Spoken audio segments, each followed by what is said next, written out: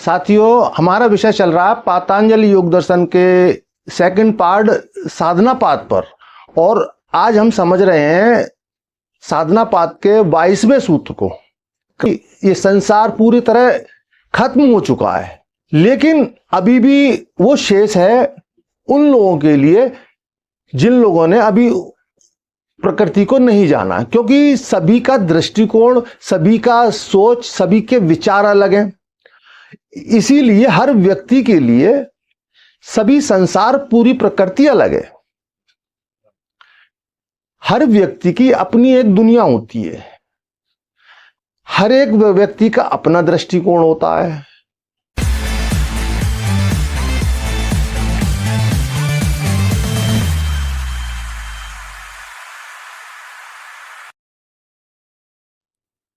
साथियों, मैं योगी हमदर्द गिरी आप सभी के चैनल योगी हमदर्द गिरी में स्वागत करता हूं। आप सभी को बहुत बहुत प्रेम। साथियों, हमारा विषय चल रहा है पातंजलि योग दर्शन के सेकंड पार्ट साधना पाद पर। और आज हम समझ रहे हैं साधना पाद के 22वें सूत्र को। कृतार्थ प्रतिनिष्ठम अपि अनष्टम तदन्य साधारण तत्वाद। तो साथियों, इसके प्रत्येक शब्द को अलग अलग से समझते हैं कि इसके क्या गहरे अर्थ हैं। कृतार्थम यानी जिसका प्रयोजन, उपयोग पूर्ण हो चुका है। दूसरा शब्द है प्रतिनिष्ठम, यानी उस व्यक्ति के लिए खत्म हो गया। प्रतिनिष्ठम यानी व्यष्टि के लिए, व्यष्टि यानी उस व्यक्ति के लिए पूरी तरह से समाप्त हो चुका है। और अगला सूत्र कह रहे हैं अपि। अपि यानी भी, यानी अभी भी अनष्टम। अनष्टम का अर्थ है यानी अभी नष्ट नहीं हुआ। तत् यानी कि वह या कौन? प्रकृति। अन्य यानी अन्य के लिए और लोगों के लिए, अन्य लोगों के लिए। साधारण तत्वाद, यहां पर सामान्य उपयोगिता का कारण समझते हैं, मतलब जो कि सभी सामान्य के प्रयोग के लिए, सभी सामान्य के उपयोग के लिए।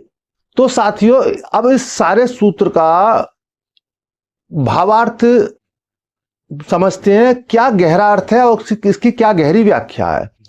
तो इसकी साथियों गहरी व्याख्या ऋषि बता रहे हैं कि अपने सूत्र में वो ये है कि जिस व्यक्ति के लिए प्रकृति का कार्य पूर्ण हो चुका है, यानी जो संत ज्ञान को, सत्य को जान चुके हैं और इस पूरी प्रक्रिया से पूरी तरह हट चुके हैं, यानी बाहर निकल चुके हैं। ये प्रकृति की जो पूरी पिछले सूत्रों में आपने जानी, जो पूरा जो विस्तार है प्रकृति का, जिस योगी ने जान लिया है और वो उससे बाहर निकल गए, तो उनके लिए ये दुनिया पूरी तरह से, ये पूरी प्रकृति उनके लिए खत्म हो जाती है, पूरा संसार उनके लिए खत्म हो जाता है। तो यहां ये समझेंगे कि ऐसे योगी के लिए ये संसार होते हुए भी खत्म सा हो जाता है, उनके लिए होते हुए भी नहीं जैसा होता है। परंतु यहां पर यह समझ लेना आवश्यक है, जिन लोगों ने जाना उनके लिए प्रकृति, ये संसार पूरी तरह खत्म हो चुका है, लेकिन अभी भी वो शेष है उन लोगों के लिए जिन लोगों ने अभी प्रकृति को नहीं जाना, क्योंकि सभी का दृष्टिकोण, सभी का सोच, सभी के विचार अलग हैं। इसीलिए हर व्यक्ति के लिए सभी संसार, पूरी प्रकृति अलग है। हर व्यक्ति की अपनी एक दुनिया होती है, हर एक व्यक्ति का अपना दृष्टिकोण होता है। तो यानी कि हर व्यक्ति के लिए इस प्रकृति को अपने स्तर से, अपनी तरह से जानने का, ज्ञान करने का ही नाम साधना है।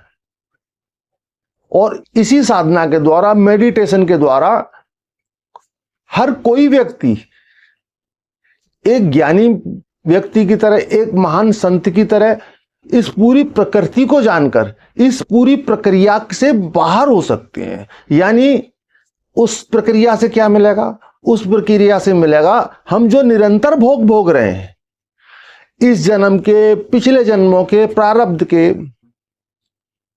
जो कष्ट भोग रहे हैं, जो आज हमें आनंद प्रतीत होते हैं, वो भी कष्ट ही बनते हैं। जितने भी हमारे आनंद के कारण है, वो सब कष्ट के कारण है। तो जो भी हम कष्ट भोगते हैं जीवन में, जिस प्रकार से भी कष्ट भोगते हैं, वो असत्य होते हुए भी सत्य है। जब तक हम प्रकृति को, इस पूरी संसार को, इस पूरे तत्वों को, इस पूरी प्रकृति को उस तरह से जान रहे हैं एक अज्ञानी की भांति, तब तक हम उस मूल तत्व को नहीं जान पाते। और जब हम मूल तत्व को जानते हैं तो जैसे एक ज्ञानी के लिए ये पूरी प्रकृति, ये संसार होते हुए भी नहीं जैसा हो जाता है, तो एक मूल तत्व को, जिसे परम तत्व कहते हैं, उस परम तत्व को जान लेने के पश्चात किसी भी व्यक्ति के लिए ये संसार, लगभग ये प्रकृति पूरी तरह समाप्त सी हो जाती है। समाप्त यानी विलीन हो जाती है। विलीन यानी किसमें? शिव में, आत्मा में, यानी स्वयं में। तो शिव और शक्ति एक लय में हो जाते हैं। तो आज के वीडियो से, आज के सूत्र से आप जहां तक है सभी कुछ ठीक से समझ पाए होंगे। मैं आपको ठीक से समझा पाया हूँ। फिर भी कहीं समझने में या समझाने में कोई त्रुटि हुई हो, कहीं चूक हुई हो, तो आप कमेंट बॉक्स में अवश्य लिखें। मैं सभी के प्रश्नों के उत्तर देता हूं। और इसी के साथ आप खुश रहें, मस्त रहें, भौतिक जीवन में सभी कुछ अचीव करते हुए आध्यात्म के अत्यंत ऊंचे शिखरों को छुएं। आपकी साधना निरंतर गहरी हो। इसी के साथ, इसी अभिलाषा के साथ आप सभी को बहुत बहुत प्रेम।